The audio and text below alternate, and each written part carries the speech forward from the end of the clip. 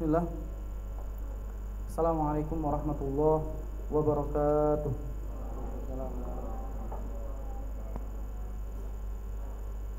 Alhamdulillahilladzi arsala rasulahu bil huda wa dinil haqq yudhhirahu 'ala dini kullihi walau karihal kafirun walau karihal mujrimun. Qala Allah tabaraka wa ta'ala fil Qur'anil Karim, a'udzu billahi minasyaitonir rajim. Ya ayyuhalladzina amanu taqullaha haqqa tuqatih wa la tamutunna illa wa antum muslimun. Wa qala Rasulullah sallallahu alaihi wasallam fil hadits asy-syarif, ittaqillaha haitsu ma kunta watbi'is sayyi'ata al-hasanata tamhuha wa khaliqin nasa bi khuluqin hasanin. Amma ba'd. Allahumma la sahla illa ma ja'altahu sahla wa anta taj'alul hazna idza syi'ta sahla. Ma'asyiral muslimin wal muslimat, ikhwan dan akhwat, teman-teman sahabat hijrah yang kami cintai karena Allah Subhanahu wa taala. Sore hari ini ana mengajak antum semuanya untuk kembali bersyukur kepada Allah Subhanahu wa taala di tengah sifat kita yang sering meremehkan nikmat Allah. Namun Allah tiada hentinya memberikan kecukupan untuk kita, menghadirkan nikmat-nikmat yang kita butuhkan. Bahkan andai kata Allah memberikan kewajiban kita untuk menghitungnya, maka selamanya tidak akan pernah kita diberikan kemampuan untuk kita menghitung nikmat Allah Subhanahu wa taala. Allah Subhanahu wa taala berfirman, wa in ta'uddu ni'matallah la tuhsuha. Jika kalian ingin menghitung nikmat-nikmat Allah, kata Allah, kalian tidak akan pernah mampu. Pernahkah kita berpikir bahwa berdiri ini mudah? Tidak. Banyak orang yang mengeluarkan ratusan juta hanya untuk bisa berdiri. Apakah kita berpikir bernafas itu murah? Tidak. Banyak orang yang mengeluarkan hartanya hanya demi bisa bernafas normal seperti kita hari ini bernafas. Ini menunjukkan bahwa begitu banyak nikmat yang ada di dalam diri kita. Ana teringat seorang ulama di kalangan tabi'in bernama Urwah bin Zubair, di mana beliau adalah seorang ulama yang diuji oleh Allah Subhanahu wa taala dengan ujian yang maha dahsyat. Anak beliau di usia belia meninggal dunia, selang kuburannya belum kering, Allah uji lagi dengan kaki beliau yang tersakiti sebab menginjak salah satu alat yang berbahaya, hingga Allah Subhanahu wa taala menakdirkan bahwa beliau ini harus diamputasi kakinya. Dan ketika para dokter memutuskan untuk mengambil salah satu kaki Urwah bin Zubair, terpotong sudah. Kemudian Urwah bin Zubair pun dihibur oleh khalifah ketika itu dengan didatangkan seorang laki-laki yang buta matanya, hancur wajahnya sebab karena tragedi yang menimpa dirinya. Laki-laki buta ini berkata, kata khalifah, "Ya fulan, madza bika?" Wahai fulan, ada apa denganmu? Kenapa mukamu hancur dan matamu buta? Kata laki-laki tersebut, "Ya Amirul Mukminin, demi Allah, aku adalah orang yang paling kaya di kampungku. Aku pun memiliki banyak istri dan banyak anak. Tetapi ketika malam datang, air turun menyapu semua keluargaku dan semua hartaku. Allah sisakan dua hal dalam hidupku. Satu, anak balitaku. Dua, kuda liar yang kumiliki.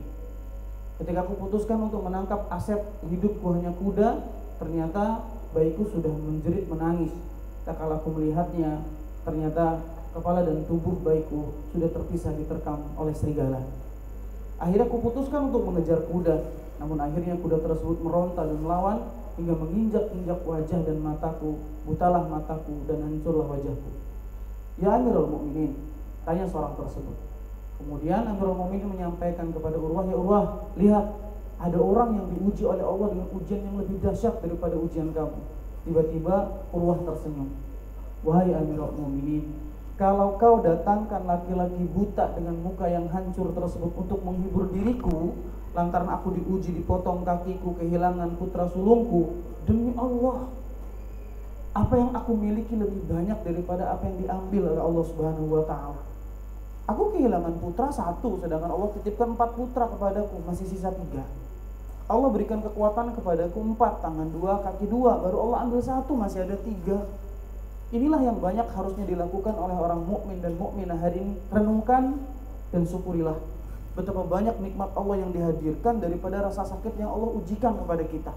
Makanya kalau syukur kita diperbanyak, kufur kita disingkirkan, bahagialah hidup kita. Jika hari ini belum bahagia, menunjukkan syukur kita yang sedikit, kufur kita yang terlalu banyak. Na'udzubillah, summa na'udzubillah. Salawat dan salam semoga senantiasa tercurahkan kepada qudwah hasanah kita, kepada Nabi besar kita Nabiullah Muhammad sallallahu alaihi wasallam. Para ikhwan dan akhwat yang dimuliakan oleh Allah Subhanahu wa taala.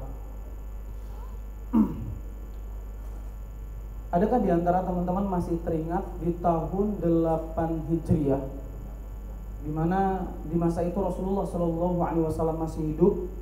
Beliau pernah mengutus seorang pasukan bernama Harith bin Umair kalau tidak salah.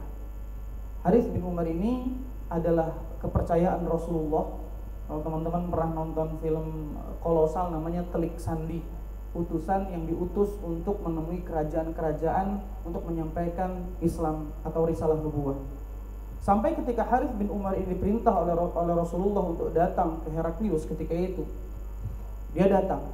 Namun ternyata tentara Romawi memperlakukan utusan Rasulullah bernama Harith bin Umar dengan perlakuan yang sangat keji. Padahal dahulu pun sudah disepakati utusan itu haram untuk disakiti. Siapa saja yang membunuh utusan, tandanya ngajak perang. Ternyata Harith bin Umar diperlakukan dengan sangat-sangat durjana oleh musuh-musuh Allah dengan diamputasi satu demi satu organ tubuhnya. Marah Rasulullah sallallahu alaihi wasallam. Tidak tanggung-tanggung Rasulullah sallallahu alaihi wasallam mengumpulkan 3.000 personil pasukan. Jumlah pasukan yang sangat besar di tubuh kaum muslimin sampai mengumpulkan 3.000 personil. Namun ternyata Heraklius dengan Romawinya, dengan orang-orang kafirnya mengumpulkan pasukan lebih jauh banyak, sejumlah 200.000 personil. Harus berhadapan dengan 3.000 personil. Ada hal yang menarik kalau kita berbicara tentang peristiwa perang di tahun 8 Hijriah yang disebut dengan perang Mu'tah. Bukan Mut'ah ya, Mu'tah. Kalau Mut'ah cara nikahnya orang Syiah. Ini Mu'tah, nama tempat yang ada di timur Yordania, namanya Mu'tah. Ketika Rasulullah SAW ketika itu mengambil sebuah keputusan yang sangat luar biasa, karena jarang-jarang Rasul sampai mengambil keputusan seheroik ini, di mana beliau langsung mengutus 3 komandan terbaik yang beliau miliki hanya untuk memporak-porandakan pasukan Romawi yang dipimpin oleh Heraklius ketika itu. Satu, beliau amanahkan kepemimpinan kepada siapa? Kepada Zaid bin Harith, putra angkatnya Rasulullah sallallahu alaihi wasallam, kesayangannya Rasulullah, bapaknya Usamah bin Zaid, istrinya seorang perempuan yang istimewa bernama Ummu Aiman. Dia seorang perempuan yang pernah menyusui Rasulullah sallallahu alaihi wasallam, namun Allah takdirkan dia pula yang menikahi putra angkatnya Rasulullah sallallahu alaihi wasallam, dan lahirlah dari rahimnya mujahid-mujahid yang dikenal dalam sejarah. Salah satu di antaranya putranya yang umur 17 tahun sudah memimpin pasukan bernama Usamah bin Zaid. Zaid berangkat. Yang kedua, kalau Zaid meninggal dunia, pimpin kaum muslimin oleh seorang laki-laki terbaik bernama Ja'far bin Abi Thalib, sanak familinya Rasulullah, sepupunya Rasulullah sallallahu alaihi wasallam. Kalau Ja'far juga meninggal dunia, jangan tanggung-tanggung, ambil Abdullah bin Rawahah sebagai komando yang memegang pasukan kaum muslimin agar kaum muslimin menang di kancah peperangan Mu'tah. Ini kali pertama di mana Rasulullah sallallahu alaihi wasallam langsung mengangkat 7 komandan, 7 jenderal diberangkatkan dalam satu pasukan.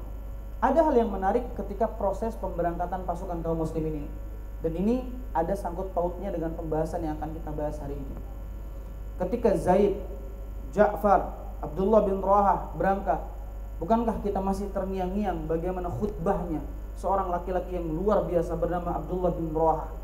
Ketika kaum muslimin disusupi rasa takut melihat jumlah 200.000 personil dengan ratusan pasukan pemanah, ribuan pasukan berkuda, kaum muslimin secara manusiawi itu didera rasa takut.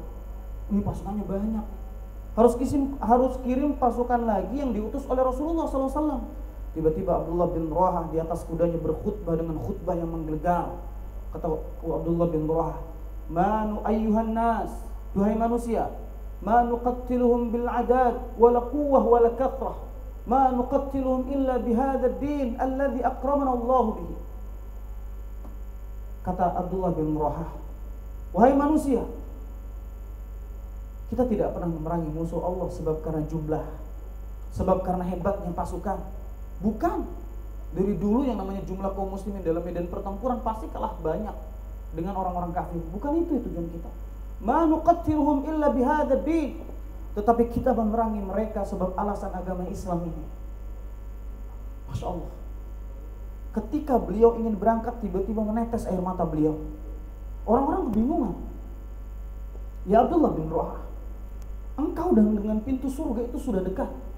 Ketika darah syuhada mengalir di medan jihad menjadi saksi di hadapan Allah Subhanahu wa taala, jiwanya akan bebas terperangkap dalam burung yang bisa terbang ke surga kemanapun dia inginkan. Sanak familinya mendapatkan syafaat. Luar biasa keutamanya para syuhada. Kenapa Abdullah bin Rawahah menangis? Kenapa? Tiba-tiba kata beliau, "Saya menangis karena mengingat satu ayat di dalam Al-Quran, di dalam surat Maryam, ketika Allah Subhanahu wa taala menyebutkan bahwa wa in minkum illa wariduha."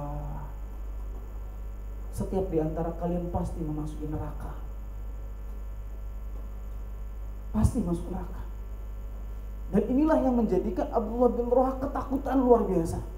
Padahal orang yang soleh, sahabat, punya amal istimewa. Namun beliau memiliki ketakutan ketika Allah memastikan semua manusia pasti akan memasuki neraka. Meskipun di ayat berikutnya, "Tsumma nunajjiyal ladzina taqaw wa nadharu adh-dhalimina fiha jisiyya." Kemudian Allah selamatkan orang-orang yang bertakwanya, dan kemudian Allah biarkan orang yang zalim kemudian bertekuk lutut di neraka menyesali apa yang dia lakukan dalam kehidupan di dunia. Masya Allah.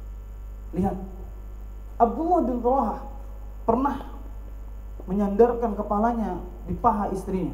Ini salah satu kebiasaan Rasulullah dan para sahabat.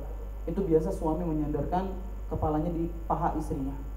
Tiba-tiba menangis, dia sakit kepala, dia sandarkan kepalanya di paha istrinya. Tadakkartu qaulallah, saya ingat firman Allah, kata Abdullah bin Rawahah. "Kenapa kamu menangis?" kata istrinya.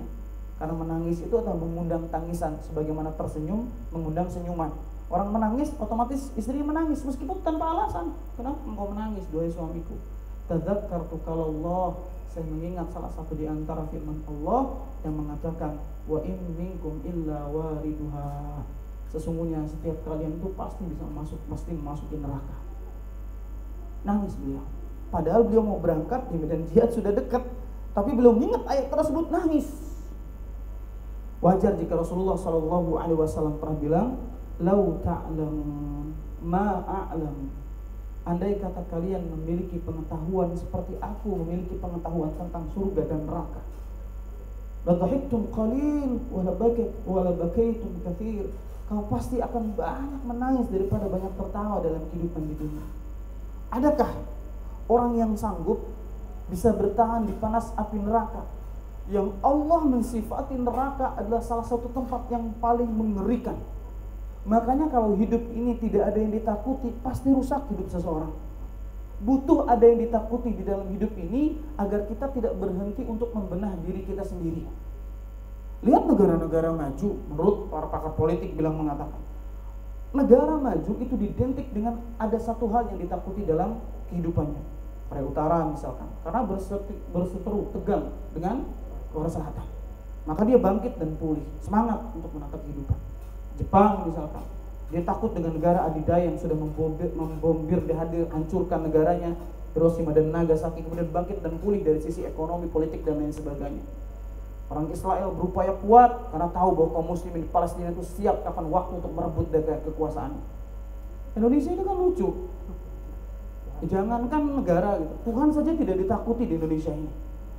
Makanya kalau kita lihat bagaimana kondisi negara pun hancur, atau kaum muslimin hancur, personil kita hancur, individu kita hancur, sebab dalam hidup ini nggak ada yang ditakuti. Kenapa koruptor banyaknya orang-orang Islam? Ya, kenapa orang yang melakukan kerusakan orang Islam? Sebab neraka sudah tidak ditakuti bagi mereka. Tadi disinggung oleh teman kita bagaimana ada seorang artis dengan canda tawanya dia membicarakan neraka. Dia katakan gak apa-apa saya masuk neraka, saya akan ketemu sama idol-idol saya, idola-idola saya bisa reunian, bisa party. Enggak, saya atos gue.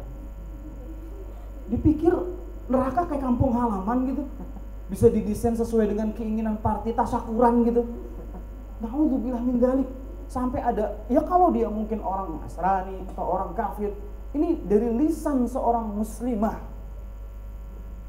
membuat candaan api neraka yang menjadikan para sahabat, para tabi'in, para tabi'in menggenang air matanya ketika berbicara neraka. Na'udzubillah min dzalik. Ini bukti real Abdullah bin Ruwahah. Makanya ketika Imam Asy-Sya'di menjelaskan penjelasan di dalam surah Maryam ayat 7172 ini, terus Ustaz, apakah setiap kita ini bisa masuk ke dalam pasti masuk ke dalam neraka? Maka Imam Asy-Sya'di menyebutkan ada 3 definisi orang itu masuk ke dalam panas api neraka. 1, orang mukmin yang memasuki api neraka, tiba-tiba Allah rubah neraka tersebut menjadi sejuk, kemudian dia pun selamat dari panas api neraka. Itu pendapat yang pertama. Pendapat yang kedua, semua akan masuk ke neraka, kemudian ditimbulkan rasa takut di dalam dirinya, kemudian barulah Allah datang, kemudian Allah menyelamatkan orang-orang yang bertakwanya. Pendapat yang ketiga, bahwa Allah Subhanahu wa taala membangun jembatan di antara jahanam, di antara neraka, kemudian orang lewat di atas tersebut dengan amal soleh dan ketakwaannya. Ada yang tidak bertakwa, dia jatuh langsung ke panas api neraka Sirat. Ada yang dia bertakwa kemudian dia melihat panas api neraka namun dia selamat. Begitulah definisi para alim ulama berbicara tentang bahwa setiap manusia pasti memasuki neraka. Namun hal yang lebih penting buat kita semua adalah muhasabah diri. Jika para sahabat itu memiliki ketakutan luar biasa sampai air matanya mengalir sebab karena panas api neraka, pertanyaannya kapan kita terakhir mengingat panas api neraka dengan tidak sadar kemudian bercucuran air mata kita? Padahal salah satu di antara air mata yang menjadikan kita terlindung dari panas api neraka adalah air mata ketika seorang bangun di gelapnya malam, dia bermunajat cinta kepada Allah, mengalir air matanya, membasahi pipi-pipinya. Demi Allah, air mata tersebutlah air mata yang menjaga dia dari panas api neraka, kata Rasulullah SAW. Bukan menangis urusan-urusan dunia, bukan belum pulih gara-gara masalah cinta, gara-gara masalah bisnis dan lain sebagainya. Waliyadzubillah. Jadi air mata orang mukmin itu begitu berharga, teteh dan kakang yang dimuliakan Allah Subhanahu wa taala. Saking berharganya, dia akan menetes di tempat-tempat terbaik dan sebab-sebab terbaik. Bukan hal remeh-temeh dalam urusan dunia ini. Jika hari ini belum bisa merasakan nikmatnya menangisi dosa, maka belajarlah. Andai kata nggak bisa, pura-pura menangislah. Seperti itu ulama mengajarkan agar kita bisa menangis. Sebab demi Allah, air mata yang tidak pernah menetes karena ketakutannya kepada Allah, menunjukkan kerasnya hatinya. Padahal kita tahu bahwa mata adalah cerminan hati. Antum masih ingat kisahnya Abdullah ibn Mubarak, seorang ulama di era Abdullah tabi'ut tabi'in yang jenggot beliau tebal luar biasa. Ketika beliau bersafar, ada orang bilang, jangan safar sama Abdullah ibn Mubarak. Kenapa? Padahal dia ulama, orang soleh, hartawan, orang kaya. Repot kamu dibuat Abdullah ibn Mubarak. Kenapa? Ternyata Abdullah ibn Mubarak setiap momen gak lepas dari menangis. Pernah satu ketika beliau berkumpul dengan para sahabat yang lain, para tabi'in yang lain, kemudian lentera yang ada di tengah atau pencahayaan yang ada di tengah tersebut padam. Orang-orang sibuk untuk menghidupkan pengapian agar bisa berdiskusi, ngobrol lagi. Ketika beliau menghidupkan pengapian, ternyata Abdullah ibn Mubarak didapati sedang menangis tersebut-sebut sampai jenggot yang begitu lebat yang beliau miliki itu basah semuanya dan air matanya menetes ke tanah. Begitu takutnya. Lihat bagaimana para salaf ketika menatap matahari terbenam. Bukan kita, wahai para penyembah senja gitu. Kita kadang-kadang buat kata-kata waktu senja, waktu matahari terbenam hanya urusan dunia gitu. Tapi kalau para salaf itu melihat senja itu datang itu bukan tentang ana dan antum, bukan tentang kita, tapi tentang neraka. Berlalu satu hari dari diriku. Ini puisinya para salaf. Berlalu satu hari dari diriku, namun aku tidak pernah tahu bertambah atau tidak amalanku. Sedangkan kematian pasti datang menjumpaiku. Makanya menjadikan para salaf itu begitu mudah menangis mengingat akhirat. Ya ibnu Adam, innaka anta ayyam, idza dhahaba yawmuka dhahaba ba'duka. Wahai anak Adam, sesungguhnya engkau adalah kumpulan hari-hari. Idza dhahaba yaumuka dhahaba ba'duka, jika sehari berlalu darimu, itu menunjukkan hilang bagian daripada hidupmu. Menangislah. Menangislah. Jika dengan menangis kita dekat dengan Allah. Menangislah. Jika dengan menangis terlepas semua beban di pundak kita ini dan menyerahkan diri kepada Allah. Menangislah. Jika dengan menangis air mata kita semakin mengingatkan kita tentang akhirat. Jangan sampai tertawa. Kenapa Rasul sampai membenci tertawa yang berlebihan? La tukthiru dhahik fa inna kathratu dhahik tumitul qulub. Jangan kau banyak tertawa, sesungguhnya banyak tertawa menjadikan hatimu keras. Karena lupa dengan kehidupan di dunia ini. Maka perbanyaklah menangis. Andai kita tidak bisa, pura-puralah menangis, kata para alim ulama. Pura-puralah menangis ketika di hadapan Allah Subhanahu wa taala agar tumbuh di dalam diri kita penyesalan yang luar biasa. Demi Allah, andai kata Allah tidak menciptakan surga dan neraka, tidak adil rasanya hidup di dunia ini. Tapi Allah ciptakan surga dan neraka agar kita tahu bahwa dunia itu kampung sementara, akhiratlah kampung selama-lamanya.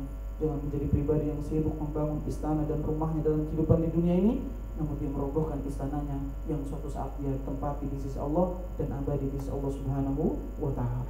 Nah, teman-teman yang dimuliakan Allah Subhanahu wa taala, kita paham bahwa kita adalah seorang musafir. Kita akan pulang suatu saat nanti. Entah pulang ke surganya Allah atau pulang waliyadzubillah ke nerakanya Allah Subhanahu wa taala.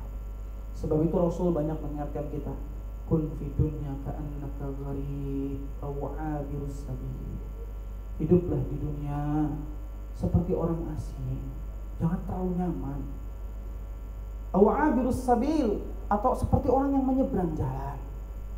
Bahkan Rasulullah mengatakan, al-islamul gharib fasayaudu kama bada'a fatuba lil ghuraba. Masyaallah. Bahkan ada nasib yang sering dibacakan oleh para jahid yang ghuraba, ghuraba, ghuraba, ghuraba. Ghuraba itu artinya orang yang diasingkan, tahu betul bahwa hidup ini asing. Ketika teteh menjaga akhlak, kakang menjaga akhlak, diasingkan. Apa sih? So agamis banget sih. Ketika pakaian suruh mulai ditata, mengenakan hijab sebagai kewajiban seorang muslimah, kemudian mengenakan pakaian yang rapi agar kita menghadap Allah Subhanahu wa taala, diuji, dicaci, dibully dan lain sebagainya. Biarkan. Kalamun nasu la yantahi. Ucapan manusia enggak ada habisnya. Apapun yang teteh lakukan pasti dicela dan dibully. Apapun yang kakang lakukan pasti tidak akan pernah lepas dari omongan orang. Makanya andai kita hidup tahu bahwa kita mencari keridhaan Allah, bukan mencari keridhaan manusia.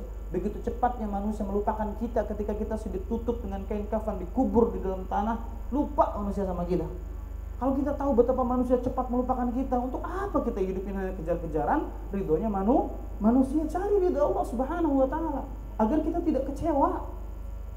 Masya Allah ya. Akhir-akhir ini banyak teguran dari Allah Subhanahu wa taala, baik kesehatan badan, nyaksiin orang meninggal, betapa dekatnya kematian itu dengan kita. Makanya anak teringat ada seorang ustadz yang menyampaikan nasihat, kata beliau mengutip salah satu hadis, malaikat maut di samping kanan kiri kita tuh sering bingung gitu. Dalam hadis, kenapa orang ini kok, anak Adam ini kok banyak ketawa gitu. Padahal andai kata Allah perintahkan saya untuk mengambil kamu detik ini, saya akan ambil gitu. Itu menunjukkan bahwa kita banyak lalainya dalam kehidupan di dunia ini. Masya Allah. Jadi para ikhwah yang dimuliakan Allah Subhanahu wa taala, jangan sampai dunia dengan gemerlapnya ini menjadikan kita lupa bahwa ada satu tempat yang kita takuti bernama api neraka. Teman-teman ingin tahu betapa dahsyatnya neraka?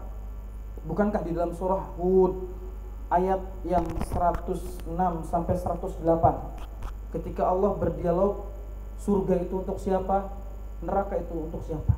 Surga Allah tempatkan untuk orang yang su'idu, yang bahagia, sa'id. Sedangkan neraka Allah tempatkan orang-orang yang syaku, orang-orang yang celaka. Secelaka-celakanya orang ada orang yang ditempatkan di panas api neraka. Maka jika surga dengan kemuliaannya, neraka dengan kehinaannya, takutlah kita akan panas api neraka. Silahkan teteh kecewa dengan kehidupan ini, menangis, asal jangan dimasukkan ke dalam api neraka. Silahkan. Sebab sesakit apapun, sekecewa apapun hari ini, teman-teman, itu sifatnya sebentar kok, seperti sebentarnya kita hidup di dunia. Sedangkan ketika orang dimasukkan ke dalam neraka, bayangkan jurang di panas api neraka itu ketika dilemparkan batu akan sampai ke dasarnya ketika sudah lamanya selama 70 tahun. Itu dalamnya Pak, dalamnya neraka. Apa dalilnya? Dalilnya ketika Rasulullah SAW berkumpul dengan para sahabat, tiba-tiba ada suara dentuman yang besar sekali. Tuh. Para sahabat bertanya, "Mana? Ini apa ya Rasulullah?" Itu suara batu yang dijatuhkan oleh Allah Subhanahu wa taala 70 tahun lamanya dan baru sampai ke panasnya api neraka. Nauzubillah min dzalik. Seperti apa mengerikannya tempat bernama neraka itu? Kalau surga Allah sebutkan mala ainun ra'at wala udhunun sami'at wala khatara 'ala qalbil basar.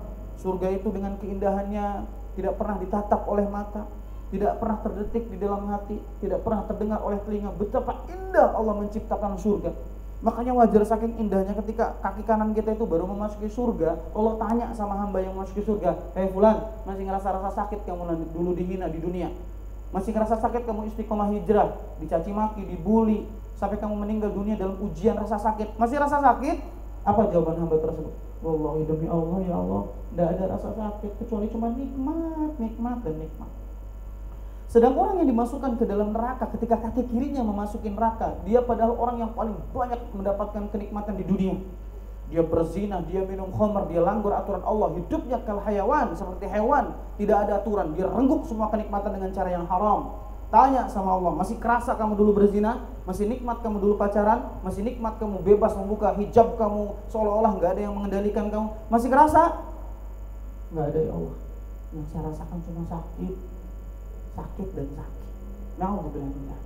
Maka para ikhwah yang dimuliakan Allah Subhanahu wa taala, jika Allah tempatkan surga bagi orang-orang yang mulia, kemudian neraka bagi orang-orang yang celaka, demi Allah surga adalah Allah tempatkan untuk orang-orang yang hina. Rabbana innaka man tudkhilin nar faqad akhzaitah wa man lidh-dhalimin min ansar. Akhzaitah, orang yang berada di neraka itu adalah orang-orang yang hina di sisi Allah Subhanahu wa taala. Maka jangan sampai kita bercita-cita seperti seorang muslimah yang vlog, kita doakan semoga Allah lembutkan hati orang ini kemudian kembali bertaubat kepada Allah Subhanahu wa taala, dan semoga kita juga diberikan keistiqomahan oleh Allah menapaki jalan hijrah ini hingga kita bertemu dan bertatap muka di surga Allah Subhanahu wa taala. Amin ya rabbal alamin. Dan di neraka kata Allah Subhanahu wa taala, selain tempat yang hina, neraka pula dijaga oleh para malaikat. Ghiladun shidadun la ya'suna Allah ma amarahum wa yaf'aluna ma yu'marun, dalam surah Tahrim. Bahkan bahan bakar untuk menyalakan neraka adalah wal hijarah, bebatuan dan manusia yang menjadi bahan bakar neraka. Anak teringat satu hadis ya. Di sini pernah disampaikan seorang ustadz, buka-buka cari ketemu hadisnya. Di antara pemantik neraka itu siapa coba? Orang yang menjadikan dirinya dijadikan pemantik panasnya api neraka itu adalah alim la yanfa'u ilmuhu, orang yang berilmu namun gak bermanfaat ilmunya. Resiko anak masukin neraka itu lebih besar dibandingkan antum yang mendengar di sini. Bahkan di dalam neraka itu nanti ada orang yang terurai khususnya, keluar isi perutnya, dia keliling seperti sapi yang diurai di tengah-tengah orang-orang yang berada di neraka. Namun anehnya, orang yang di neraka itu mengenali orang tersebut. "Ayo fulan, wahai fulan, bukankah kamu dulu yang memerintahkan kami sholat, yang memerintahkan bertakwa? Kenapa kamu ada di sini?" "Iya, saya perintahkan kamu bertakwa, tapi saya tidak bertakwa. Saya perintahkan kamu sholat, saya tidak sholat. Kabura maqtan indallahi an taqulu ma la taf'alun." Orang yang pandai berbicara kebaikan namun dia tidak melakukan kebaikan, itu orang yang paling diancam, bahkan khususnya akan terurai di sisi Allah Subhanahu wa taala di neraka. Nauzubillah min dzalik. Maka jangan mudah berkomentar keburukan orang lain, tetapi buta dengan aib yang kita miliki sendiri. Lisan kita tajam memberikan kritisan, tangan kita tajam memberikan tamparan. Tapi ketika kita diberikan nasihat, kita sulit menerima nasihat tersebut. Ini ciri-ciri keburukan indallah an taquluna ma la taf'alun. Nauzubillah min dzalik. Maka ketika kita tahu bahwa neraka dijaga oleh malaikat yang begitu keras, begitu mengerikannya, hanya orang-orang yang sombong yang mengatakan bertahan bisa dipanas api neraka. Nauzubillah min dzalik. Bahkan Allah Subhanahu wa taala mengatakan di dalam Al-Qur'an begitu luar biasanya siksaan-siksaan neraka. Di dalam Al-Qur'an Allah menyebutkan, lupa nih dalam surah apa, Karena mendengar satu penjelasan bahwa di dalam neraka itu ada 3 kepanasan yang luar biasa. Pertama, siksanya panas. Kedua, airnya panas. Yang ketiga, asap hitamnya panas. Waqiah atau surat apa lupa. Di mana Allah Subhanahu wa taala menjadikan neraka itu sesuai dengan namanya. Neraka, panas. Semuanya panas. Illa hamimau wa ghassaqa. Tidak ada minuman penghuni surga kecuali air yang mendidih dan nanah. Bayangkan di antara kita meminum nanah, bayangkan di antara kita mampu meminum air yang panas.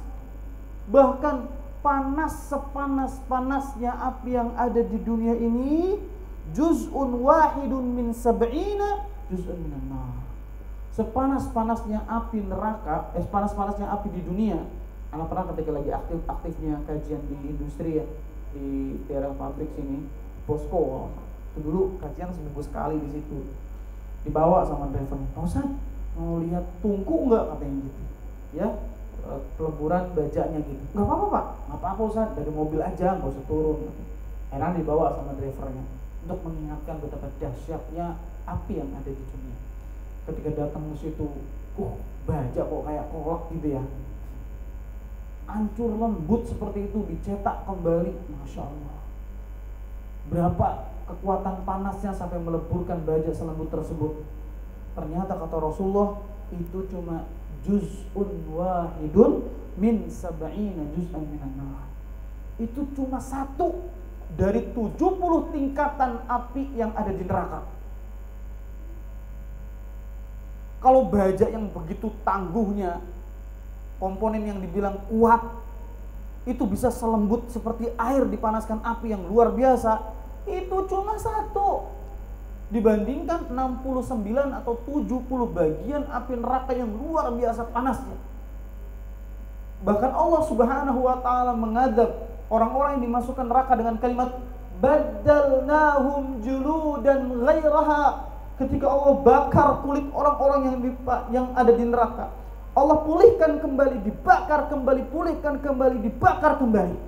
Karena sesungguhnya kulit adalah bagian tubuh yang paling bisa merasakan rasa sakit. Jika dia sudah terbakar, sudah gosong semuanya, hilang rasa sakitnya, maka Allah kembalikan normal kembali, dibakar kembali, badalnahum juludan ghairaha, dibakar hangus, ganti kulit yang baru, dibakar hangus, diganti lagi.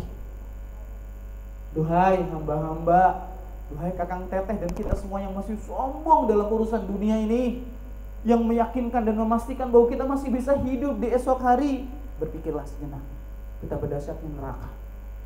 Duhai kita yang matanya terbutakan karena kilaunya dunia ini, yang hidup hanya obsesinya pengen punya ini, pengen bisa ini, pengen punya itu. Ingat, kematian tidak pernah memandang kita punya atau belum.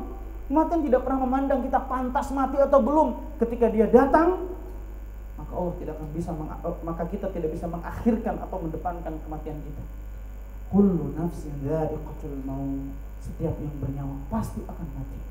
Yudrikumul maut walau kuntum fi burujim musyayyadah. Kematian pasti menjumpai kamu meskipun kamu bersembunyi di benteng yang paling kokoh sekalipun, akan mati. Maka pantaskanlah diri ketika kita dijemput salah satu tamu yang tidak bisa diingkari bernama malaikat maut. Masya Allah, kemarin ada kecelakaan luar biasa yang di depan Hotel Marbella itu.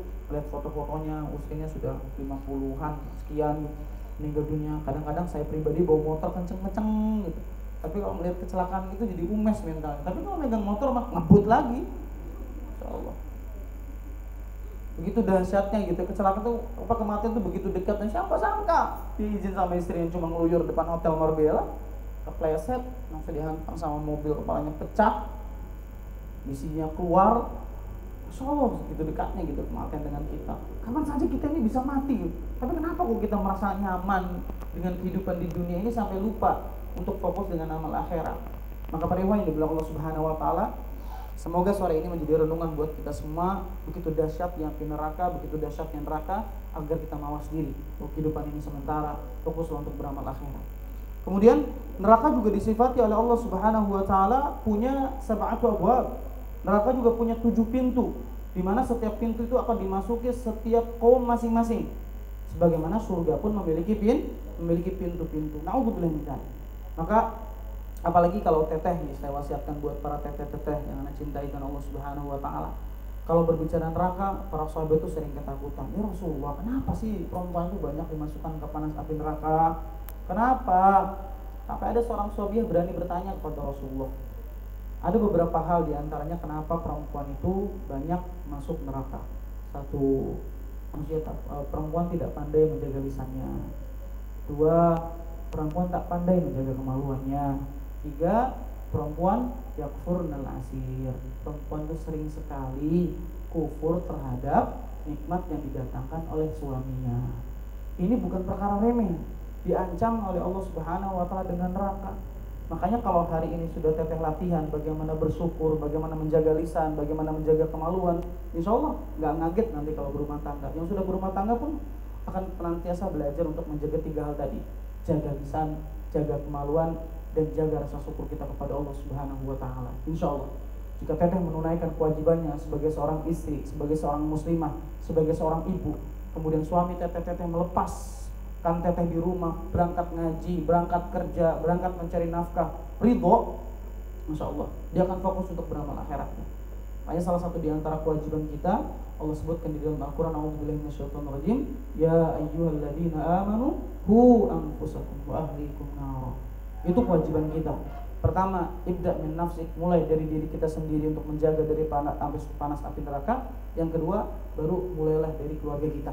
Jadi jangan sampai kakang-kakang yang tugasnya menjadi suami fokusnya cuma gimana berpenghasilan, gimana nyenengin istri dari sisi dunia, kemudian melupakan.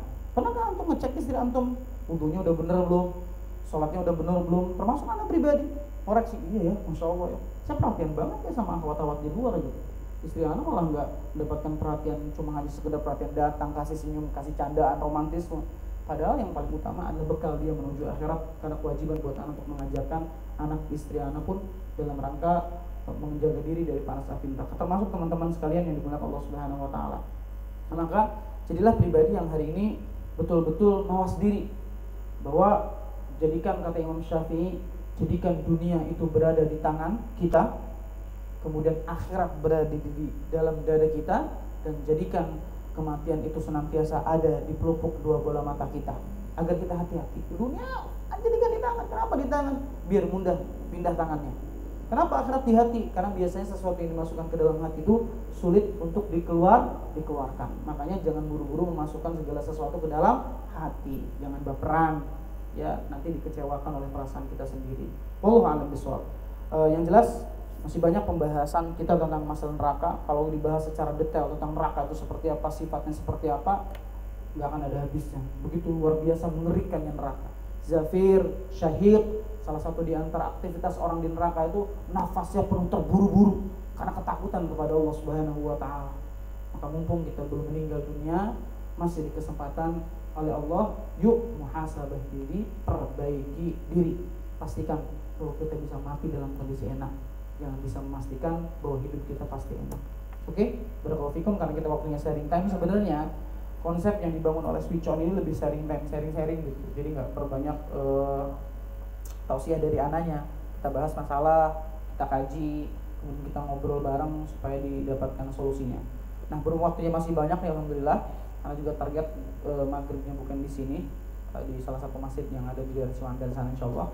Jadi tafadhol buat teteh dan kakang yang kita mau ngobrol-ngobrol, sharing, mumpung waktunya masih ada, silakan memakan masalahnya di sini.